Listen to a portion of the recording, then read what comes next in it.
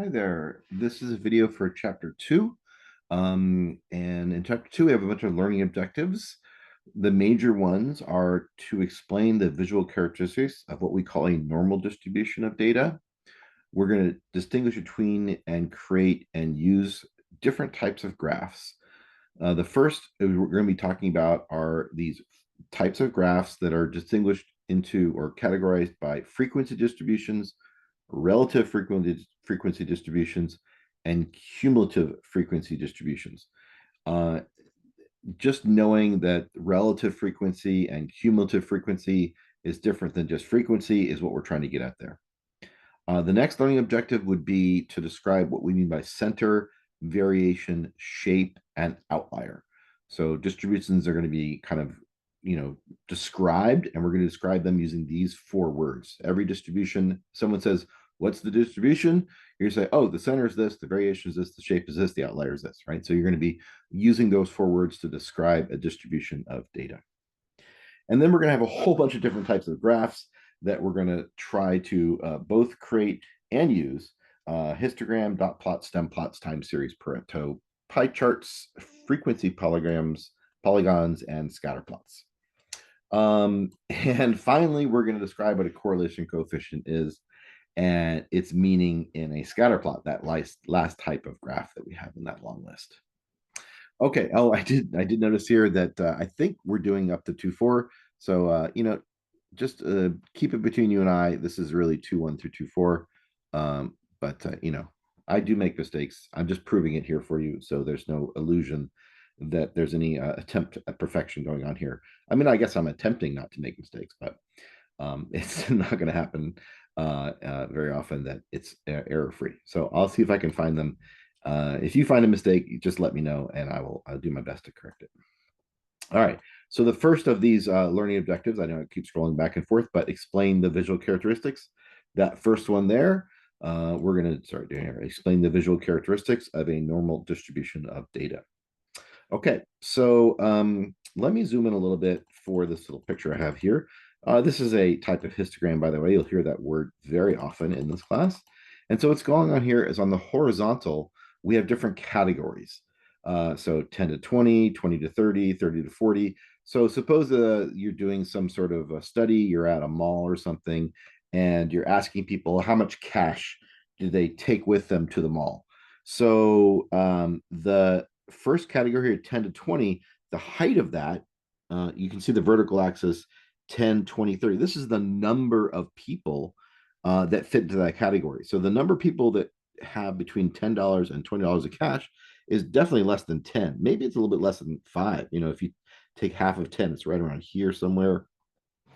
So, I can just draw that in. So half of 10 is like five. I'm not very good at drawing. Maybe this is five, maybe it's four, whatever. But there are definitely few people with only 10 to $20 that they brought with them to the mall or whatever.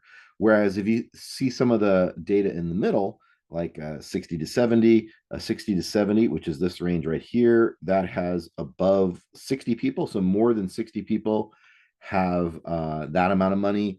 If you're in the 70, 80 range of dollars, someone says, oh, I have $77 in my pocket, right?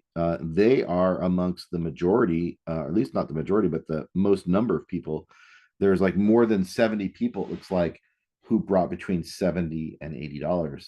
As we get to bigger numbers, 120, 130 over here, again, we start dipping down. Fewer people have brought that much cash to the mall on the day that you're asking those questions. So anyway, so this is an example of a histogram. We have categories on the horizontal, and the vertical, we have how many people. We have a count. It's called a frequency. How many people fit into that category? That's called the frequency of that category. And then what we need is to have a normal distribution of data. A normal distribution of data, it has to start low. So it starts off with a low frequency. It increases to one or two high points. So it increases to some high points here. So high amount, low frequency in the beginning, high frequency in the middle, and once again, low frequency at the end. So it goes low to high to low. I guess I should put low here, low to high to low, right? So the frequency has that kind of shape, and it's roughly symmetrical. So, 70, 80-ish, that is the kind of the middle where you have the high frequency. And then, $60 less than that, you have very few people with that amount of money, and $60 more than that, you have very few people with that amount of money, right? So it has some, symmetry to it, some, equal, like a mirror. You have equal amounts on the right and the left. They look about the same. So if you have that situation where you have low to high to low, roughly symmetrical, that's called a normal distribution. And normal distributions is what we really want. We have a lot of formulas that work for normal distributions of data, but not so much for other distributions of data. So we work pretty hard to get a normal distribution because then we can have lots of options of how we analyze the data. All right, onward. So we have three types of like histograms of these major kinds of distribution graphs. So frequency distribution, that's what I just showed you back here. This was a frequency distribution. This is also a frequency distribution. I'll zoom in again. So here I have the categories. These are different years, 1996, 1998, 2000, 2001. So different categories down here. And then the height of the bar is just the frequency, how many people or how many things fit into that category. So in 1990, 96, it's a little bit more than 20 things fit into that category, whether they're cars or people or apples or whatever it is, or whatever you're measuring. The height of the bar is the frequency of the number of items that match that category, that fit into that category. The second thing, which looks kind of similar, is a relative frequency distribution. I use different data sets so that graphs are not going to look the same. I want to help distinguish between them. The similarity is that you have the categories listed on the horizontal. So again, I'll zoom in for small screens and poor eyesight like myself. We have age ranges 1 to 12, 13 to 24. So the categories are here on the bottom, but we don't have the frequency on the vertical axis. Like this does not say that between 1 and 12, there are 16 ice cream customers between 1 and 12. What it means is 16% of the customers were between 1 and 12.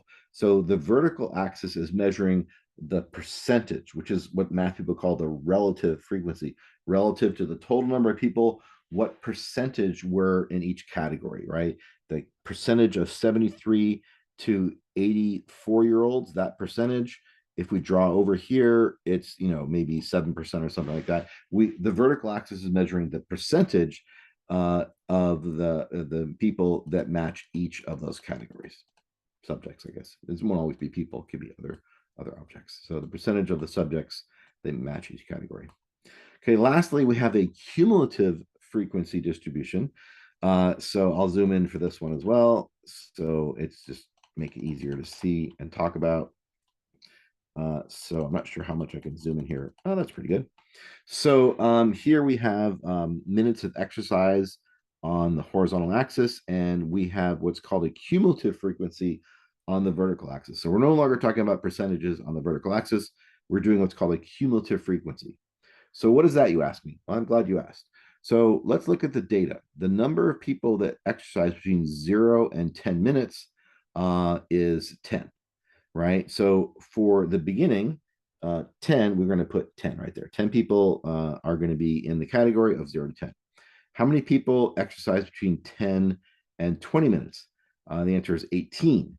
So normally you might put 18 for this category, but we're doing a cumulative. So 10 plus 18, accumulate means to add up, right? So 10 plus 18 is 28. So for the second dot, it's going to be at a height of 28. We're adding 10 plus 18, and we're doing the accumulation of exercise from 0 to 10 and 10 to 20. The number of people who are from 20 to 30 are 29. So 29 people exercise between 20 and 30 minutes, but the cumulative is 10 plus 18 plus 29, which ends up being 57. So the third mark is going to be at a height of 57, and so on. The next set is 32 people that fit into this category. Then I add 10 plus 18 plus 29 plus 32, and I graph 89.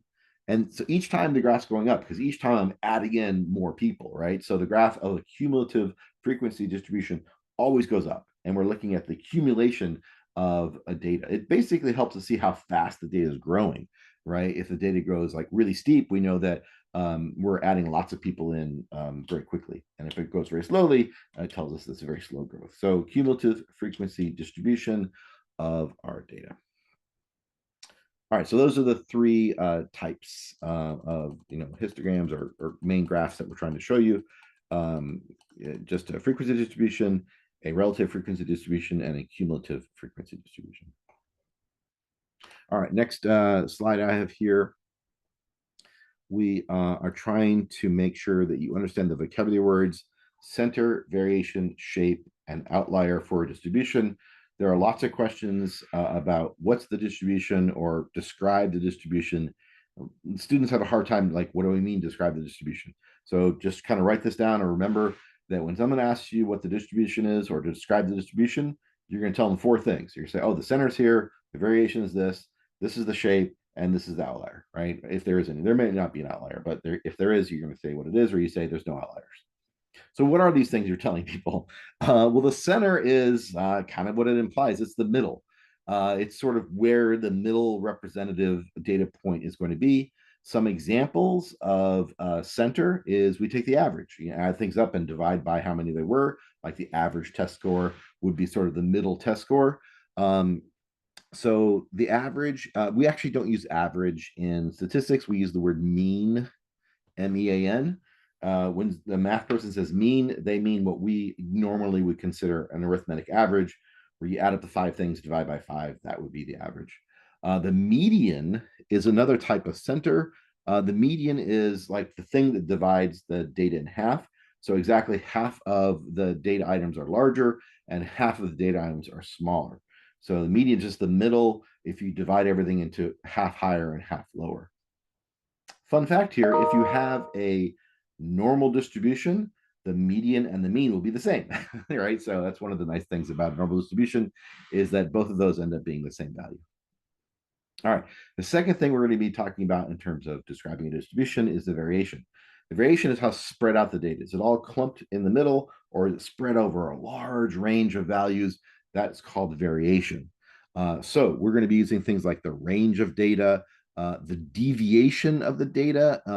Deviation, what we mean by deviation is like how different is it from like a center point? Like how does it deviate from the middle, right? So overall, right, the average deviation or something. Is it lots of deviation from the middle, or is a lot of stuff clustered towards the middle?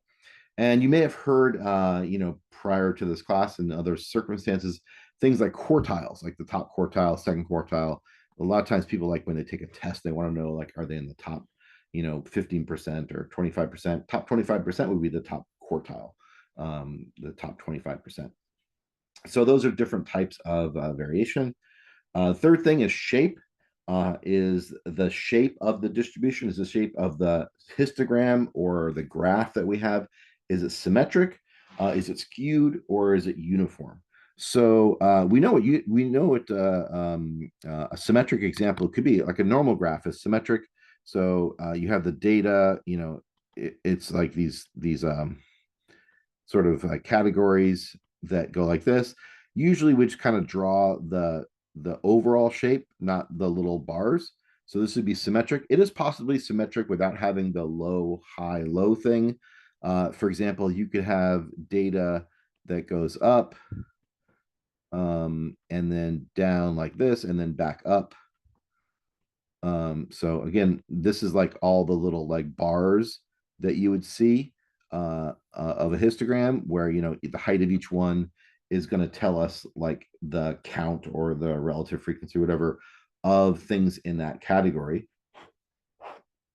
But this data right here is, if I just draw the top of it, I'm going to be drawing the tops of these things a lot just because it's easier for me to draw it in there. This is still symmetric, right? You have stuff on the left, stuff on the right is about the same. You can sort of imagine a mirror right down the middle, and it's like the same on the right and the left. So this is still symmetric, but this is not considered a normal distribution. because normal is just this kind of guy right over here, where it's low to high to low. You can't repeat that. It just has one low up to a high, back to a low. That's symmetric. All right. So what is skewed? Skewed, maybe I'll put skewed over here. Skewed. Skewed means it kind of has more stuff to the right of the middle or more stuff to the left of the middle. So again, instead of doing all the little like boxes, I hope you don't mind. I'm just going to draw like the overall shape. So skewed might be going up and down like you might imagine with a normal distribution, but it just tapers off to over here, right? So there's lots of these boxes over here. It just doesn't have a symmetric. It has a situation where maybe part of it looks like a normal distribution, but it just keeps going in one direction, keeps going all the way to the right for a long time, or all the way to the left. This is an example of skewed to the right because it keeps going to the right a lot longer than it would normally be for a normal distribution. So that's an example of skewed. Uniform distribution is an example where about all of the frequencies are about the same. I mean, they don't have to be exactly the same, but they're pretty close to the same. So if I was going to draw my line or my curve, I might draw it like this. It's almost straight. That would be a uniform distribution. So that's a shape, what we call uniform, a shape we call symmetric. An example of that would be a normal distribution, or this two mode distribution. It's called a bimodal distribution or a skewed. There are different descriptions, but those are the common ones when we talk about shape. Finally, outlier. Outlier refers to a specific data point that is very far away from the majority of the data. So if we had, let's say this normal distribution, and suppose I had one data point, I'll put it in black, that was like over here somewhere. So this is still part of this graph, right? So I have this graph, all my data is right around here, and then I have this one point like way to the left. It's clearly not sort of belonging with the mash of the other data. All the data is like clumped right around here. There's a huge gap, and then we have one data point or just a few data points that are not there, right? So those would be called outliers. Outlier would be something that doesn't match the rest of the data. You have this nice little shape, whatever you're going to call it, and then you have something which doesn't belong. And it's not that it's just like somewhere that doesn't belong. It has to be very far away from the rest of the data. So, for example, my uniform data, I have data that goes across like this, and then maybe my next data point is down here, or maybe even there's a gap, and I have a data point over here, which is much lower, right? This is not considered an outlier because it's not that far away from the rest of the data. It just kind of goes down there, making this not necessarily uniform anymore, or uniform that's a little bit skewed to the right. The data point would have to be way, way over here, like way far away from the rest of the data to be considered an outlier. And this is very vague at this point. I'm giving like very far away. What does that mean in math? How far is very far? We're going to quantify these things a little bit better when we get more numbers and more formulas and stuff. But if there are data points that are very far away, we want to identify them as possible outliers. And usually the outliers is a result of some error. We did some measurement error, like, everyone measured in inches, but you measured in feet or something like that. Like it just doesn't match because there was an error. Or it's an extreme anomaly. We're measuring people's heights, and it's a big cluster around the middle of 5 feet. And then there's one person who's like, 8 feet tall. Just like, not, it's just like an extreme anomaly, does not represent normally what our data would be. So that would be called an outlier. More, of course, on this in later chapters. All right, we got 2 more, or I guess 3 more slides to go. So, whoops. So we're going to jump to the next one right here, which is the types of graphs. So we're going to talk about different types of graphs. I'll give some examples. And then our last learning objective will be for the last type of graph, I'll give you something we call the correlation coefficient, which is what we measure on that type of graph. But right now, we're just trying to get you to understand vocabulary. When someone says a histogram or dot plot or whatever it is, stem plot, we have an idea of what those things look like. You're going to be using StatCrunch, which is sort of our spreadsheet program, to be creating histograms and dot plots and stem plots and things like that. So you'll have to sort of know what you're trying to create in order to be able to do the right thing on the the computer. So histograms, we've talked about histograms before, categories on the horizontal, frequency on the vertical. So we can say, how many fit into that category. So here in the 1996 category, there's a little bit more than 20 items that fit into that category. So that's just a histogram, horizontal categories, vertical frequency. Next, we have a dot plot. A dot plot would be where we're putting dots on the vertical. So we're still doing frequency, and the horizontal is still categories. So number of books you read last summer, and we asked a bunch of people. The people who said that they read 0 books, there were 1, 2, 3, 4 of them. You're just literally counting dots for the number of people that read 0 books. So how many people read 1 book? Looks to be 6 of them. So this is just literally dots representing the frequency, but it's the number of dots equal to the number of frequency for each category. Stem plot. Stem plot looks like this. It has like numbers and then a bar and then more numbers. Numbers on the left are not going to be the same. They're going to be different, like 5, 6, 7, 8, 9. Numbers on the right, they're supposed to be, they're not separated by commas, but you can think of them as each number. So 0 is a number, 4 is a number, 5 is a number, 8 is a number, 0 is a number, 0 is a number. These are all different numbers. So there's a whole bunch of numbers here in this row starting with an 8. So how do we read these things? Well, each of these is supposed to be like representing of like a significant digit and a smaller digit. So in this particular situation, we're talking about test scores for 3rd graders. The 5 would be like the number of tens, and the 0 would be the number of ones. So this would be 5 tens and 0 ones, or 50. So one student got a 50 on the test score. This is 64 or 64. So one student got a 64. Remember, these are 2 different numbers. So one student got a 75. Another student, a different student, got a 78. So this is 2 different students, 75, 78. For the 8, which is 80s, 80, there were 1, 2, 3 different students who got an 80. 80, 0 is written 3 times because there were 3 students who got an 80. For 111, there are 3 students who got an 81. These are just representing the number of people who got that score. There's only 1 3 here because there's only 1 student who got 83. There are 2 4s, which means 84, 84. So 2 students got 84, etc. So there are 4 people who got scores in the 90s. Specifically, the 4 people who got scores in the 90s got a 96, 97, 98, 99. So there are 4 numbers or 4 data points that start with a 90 and then with a 6 or 7 or 8 or 9. So those will be the way you read and create a stem plot. Okay, time series graph. Time series graph has always time on the horizontal. So you can consider these categories if you like, but there definitely always have to be time.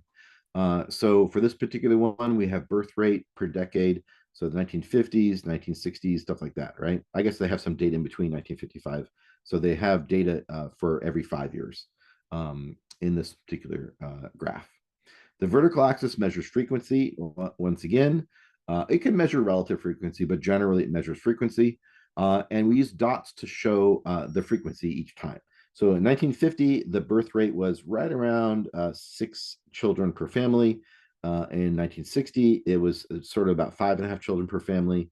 And by 1980, it was below 3 children per family, etc. So we put a dot to represent the frequency, the birth rate per family for each of these categories, each of these years in the situation. We do connect all the dots together. And the reason we connect the dots together is to show the change over time. So at a glance, if you're looking back at this, you could say, oh, the birth rate generally has fallen from the 1950s to 2010. It generally went down. It had a little up here, but generally the trend of the birth rate of children per family has decreased over time. So that's the idea for graphs, so we can get an idea of patterns and ideas of what the situation is by looking at this and not having to read all the silly little numbers of the data. So what's the idea? Well, birth rate's gone down. That's time series graph. We have a Pareto chart. Again, I'll zoom in a little bit here. Pareto chart is kind of like a histogram. You have categories on the horizontal, and you have frequencies on the vertical, like a standard histogram, we always list the categories in the order of decreasing frequencies. So on the left, you'll have the largest frequency. Next to that, we have the next largest frequency, one smaller than that. The next category will be a smaller frequency. And every frequency has to go down from the first. So it's decreasing frequencies is the way the categories are chosen for a Pareto chart. And so that's the histogram right here with these going down. And then we have this little line going here, which is just the cumulative frequency. So the cumulative frequency, you're adding them up. So from here to here, we just add up to whatever this number is, 52 or something. And then we add up the child care. So it goes up because we're adding in the 52 plus the child care is a little bit below 50, let's say 45. So we add in those two numbers and get a higher number. The line in a Pareto chart always goes up because we're doing the cumulative frequency. So we're always adding in more and more numbers. Just like any old cumulative frequency, we're going to get higher and higher values as we add in more and more things. So that's what a Pareto chart is. Pie chart, a lot of people have seen pie charts before. They're very popular, very colorful oftentimes. So you have a circle, it's divided into categories. A lot of times the categories are named on the pie chart or next to the pie chart. And a lot of times the percentages are also given on a pie chart or next to the pie chart. So with the way pie chart is you have the circle, it's divided into categories, and the categories are represented by wedges, by sectors of the circle. But it's not just randomly sectors of the circle, it's proportional. So what I mean by that is leaks here, which is this sort of light blue, if you're color sighted right here, sort of between 11 and 12 o'clock, this pie right here leaks. Maybe I'll just outline it right here, leaks right here. That percentage is 13.7%. And the toilet, this is water usage, right? So 13.7% of water usage comes from leaks. 26.7% comes from flushing the toilet. So the 26% is about twice as big as the 13%. So the orange sector should be about twice as big as the blue sector, right? So this one to the right between like noon and 3 o'clock, which is orange, is twice as big as the one next to it in blue. Because 26% is about twice as big as 26.7% is about as big, twice as big as 13.7%. So the area of this orange one on the right is about twice as big as the area of the light blue one on the left. So that's how you use and read a pie chart. Make and use a pie chart. Okay, we're almost done. Frequency polygon, right? You keep a track of these in your page of notes. Remember, I said to make a page of notes with a bunch of vocabulary. We're adding to that page. Maybe it's going to be 2 pages of vocabulary and stuff like that. Okay, so frequency polygon. Again, we have categories on the horizontal. So this is, I think, a number of cars that cost a certain amount of money. So the cars, the used cars that cost between $3,299 and $5,820. The frequency is right around 20. So right around 20 cars were in the category between those prices. So again, we have a frequency on the vertical and categories on the horizontal. And normally going up like we would normally see in this kind of quantitative or numerical data. The thing about a frequency polygon is you connect each of these categories. So the category, the 3299 to 5820, which has a height of 20, that is connected to the next category, which is 5820 to 8341, has a much lower frequency, but we're connecting each of those together. And if you're not sure where to connect, they usually connect the middle. So take the middle of this category, connect to the middle of this category, connect to the middle, and you just connect all of them together. And then for whatever reason, the math people like to start at 0. So you just arbitrarily take the first category on the left and drop it down to 0, and the last category on the right and drop it down to 0. So you're just going to make this sort of zigzag of heights of each of the categories, and that's called a frequency polygon. Again, hoping to see some kind of trend is the idea of a frequency polygon. All right. Last slide. So the last type of graph we have is called a scatter plot. And a scatter plot is significantly different than the previous ones. And I'll zoom in again. The reason why it's significantly different is because all the other graphs on the horizontal, you have some sort of category or some time or something like that. And the vertical, you have some count. It could be the frequency, it could be the relative frequency. It's something dealing with the number in that category. A scatter plot is not this. A scatter plot is a different kind of thing. A scatter plot is where we're comparing two sets of data. So this horizontal set of data I have here labeled as weight. So the weights are here and the vertical is cost. Each of these dots represents a pairing of weight and cost. Suppose we're like buying whatever stone slabs to make some sort of walkway for our home dwelling or something like that, right? So if we read the data, we went to a whole bunch. We interviewed a whole bunch of different stores that sell these stone slabs.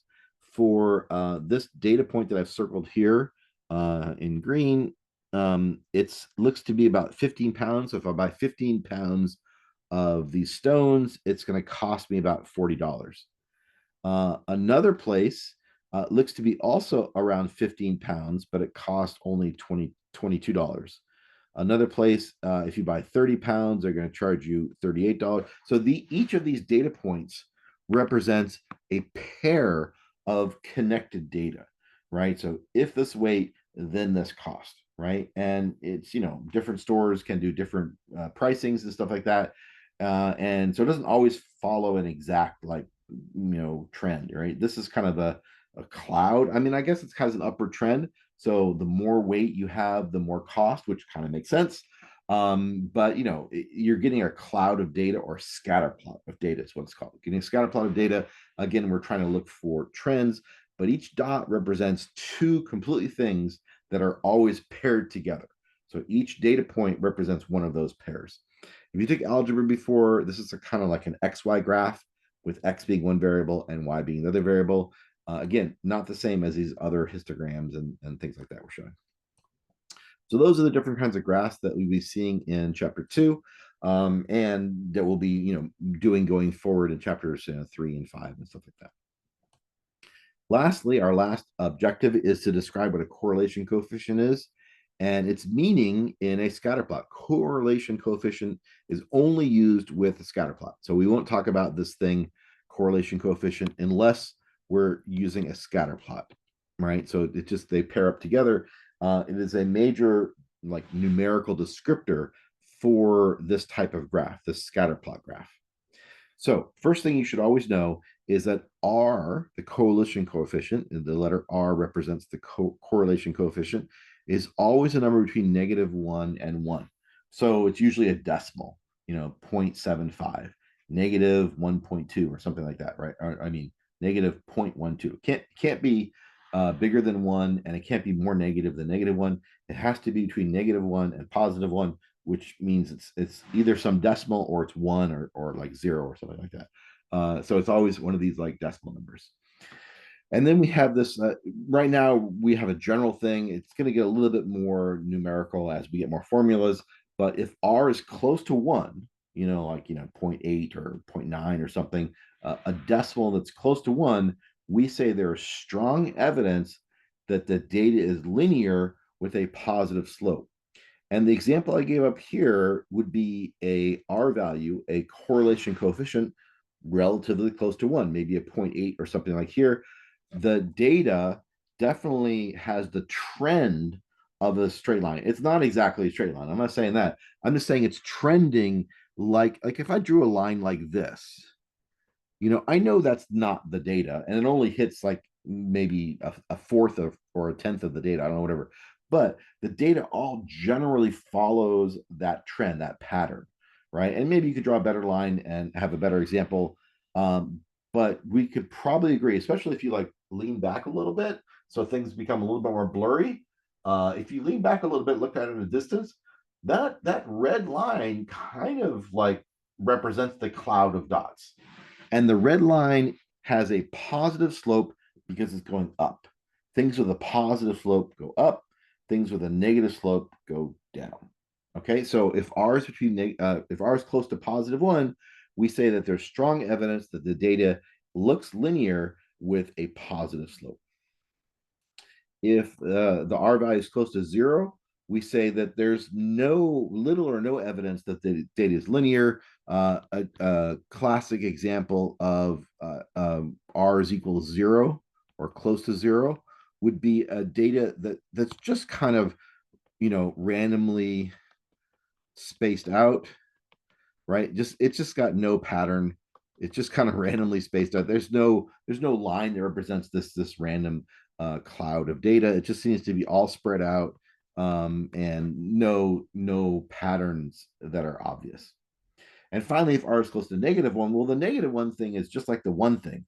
There's strong evidence the data is linear with an r value of -1, except this time the data would have a negative slope. So you'd be having data that goes from some high value, and it doesn't have to follow exactly a straight line, but it would be going sort of the trend of a line going downward. So this is r value that's close to -1.